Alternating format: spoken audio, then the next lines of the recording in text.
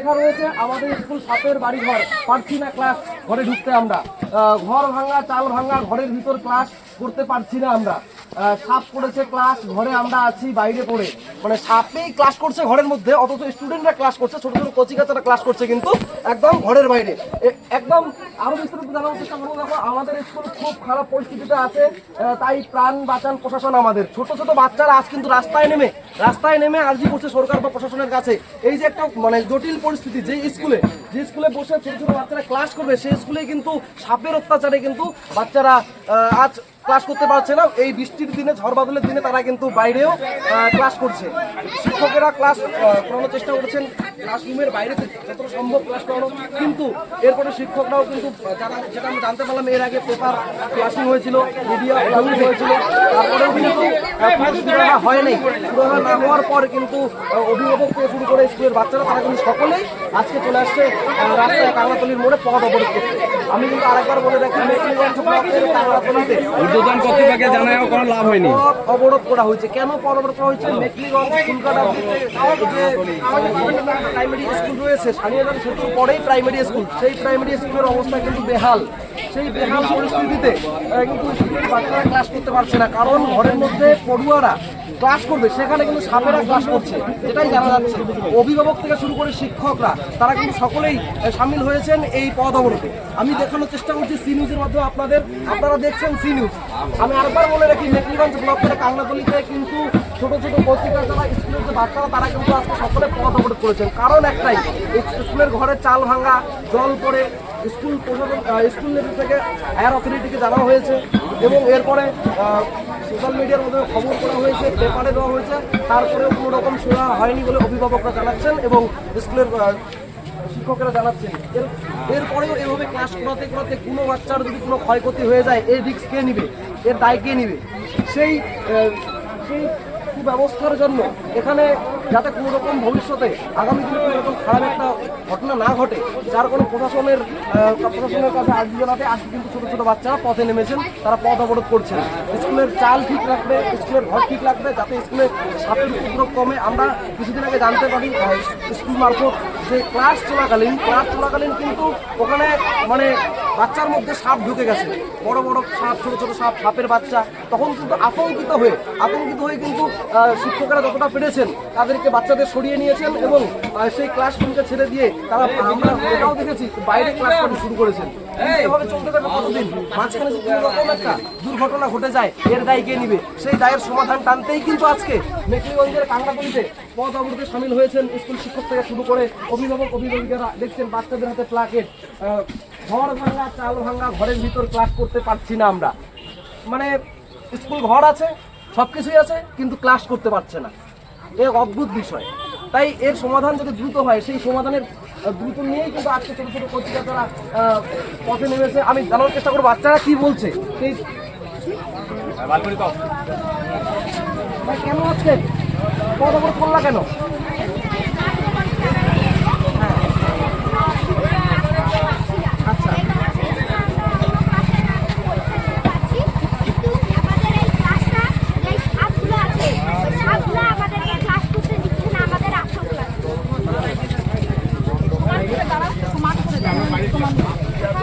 Class কি হয় এখন? কোথায় ক্লাস হয়?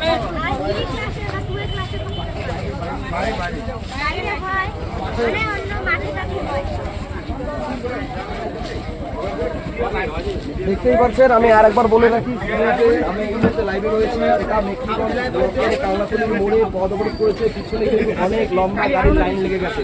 এই দিক থেকেও যদি আমি দেখানোর চেষ্টা করি, এই দিক থেকে কিন্তু পিছনে অনেক গাড়ির লাইন লেগে গেছে।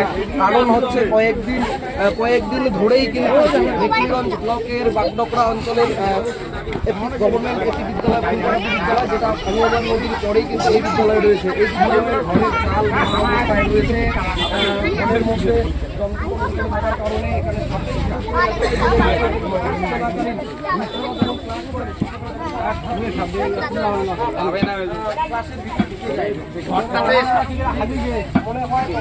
শিক্ষকরা যতটা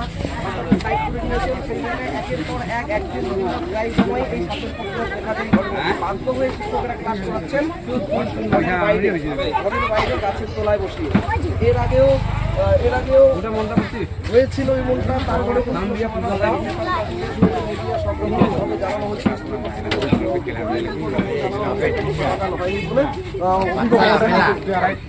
দাবি করে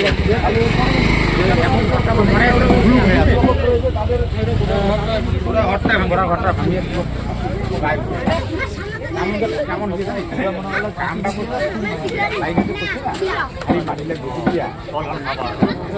ফাপড়া হয়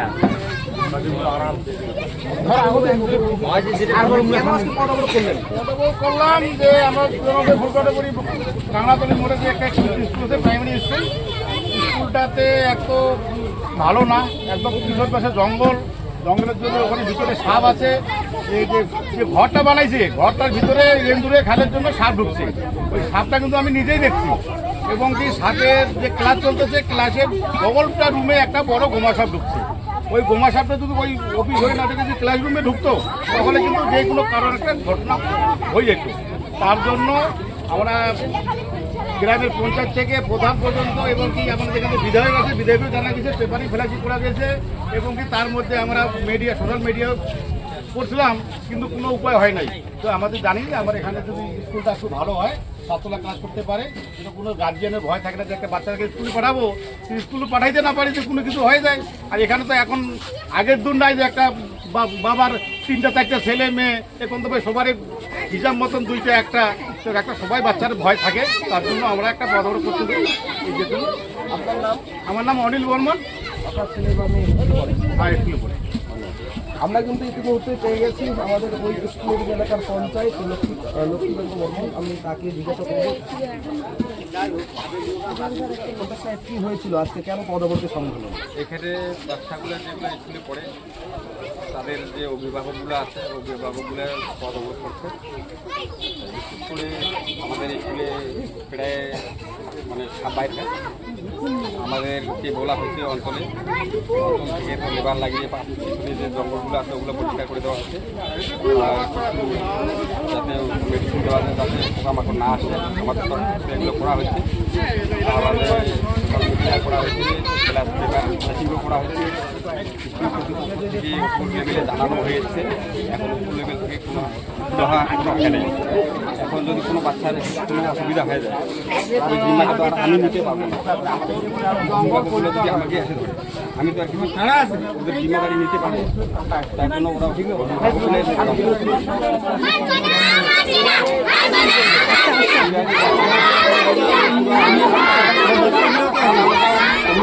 বলতেছে যে ভাই দীর্ঘ আন্দোলনে আমরা তাড়াতাড়ি হ্যাঁ বাচ্চাদের কোনো অসুবিধা না হয় আইডি ময়লা শুনেছে। ঘটনা, তারপরে প্রশাসন দ্রুত পদক্ষেপ নিচ্ছে। এতগুলো বাচ্চার জীবন সেখানে রয়েছে, বাচ্চারা স্কুল মানে শিক্ষা মন্দির সেখানে যাচ্ছে, সেই শিক্ষা মন্দিরেই কিন্তু আতঙ্কিত হয়ে পড়ছে বাচ্চা থেকে অভিভাবকরা। এত বড় একটা ঘটনার পরে প্রশাসন কোনো মানে ব্যবস্থা নিচ্ছে না, কি বলবেন একজন প্রতিনিধি হিসেবে? দেখো আমার কর্তব্য যতটুকু আগে তো জানাই দিচ্ছি উপর লেভেল, এখন উপর লেভেল থেকে যদি কোনো সুরাহা না হয় সেটা তো আর আমি বলতে পারবো, সেটা তো উপর লেভেলে আমি বলতে পারবো। এখন উপর লেভেল থেকে কে আসছে তাহলে কী বলে, তাহলে বোঝা যাবে যে কী পরিস্থিতিতে আছে এখন বা কী করে পদক্ষেপ নিবে। আপনার নাম? লক্ষ্মীকান্ত রায়, আমি এই গ্রামের প্রতিনিধি মেম্বার। তো আপনারা শুনতেই পারলেন, আমরা কিন্তু প্রতিনিধি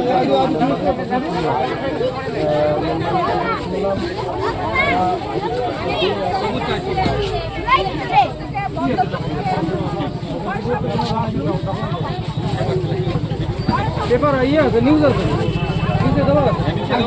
নিউজ আছে, কি সবুজ লাগে, কি সবুজ লাগে, কি যে বোমা লাগে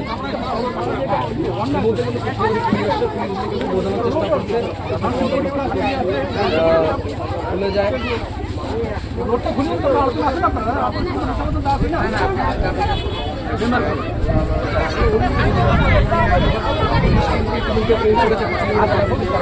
চেষ্টা করছেন কত দ্রুত জানাবেন।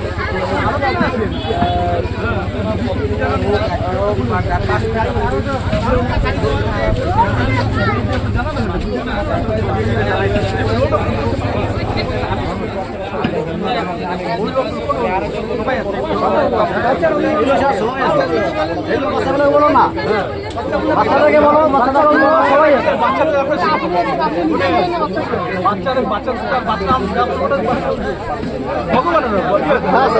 সেটাই করে বলবো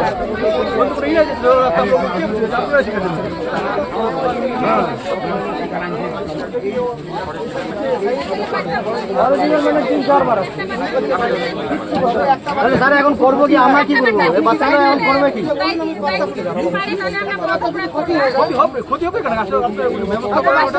ব্যবস্থা আমরা তো করবো না, না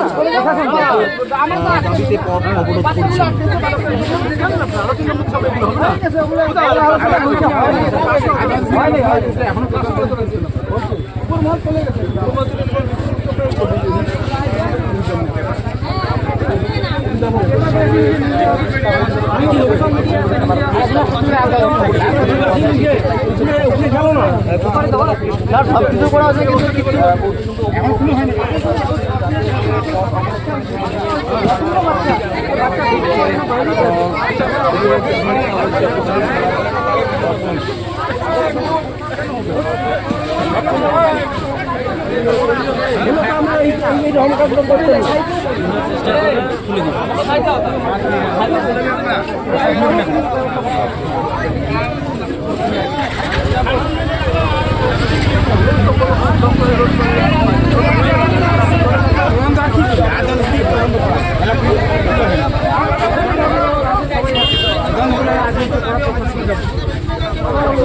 সবারই বাচ্চা আছে, সবাই নির্মিত বাচ্চা নিয়ে আসে, সবাই ঘর হয়েছে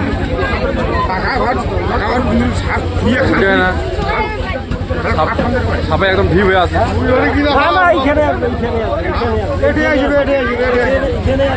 এতগুলো লোক আমরা কোথায় যাবো? এতগুলো লোক, একটা লোক আসতে পারে না, এতগুলো লোক যাবো আমি কোথায় যাবো?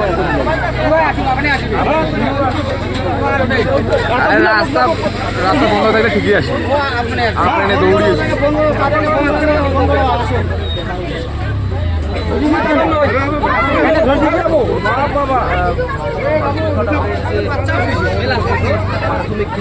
যেমন শিখিয়ে দিচ্ছি, কতক্ষণ আমরা শিখিয়ে দিই না, যতক্ষণ কোনো কেলেঙ্কার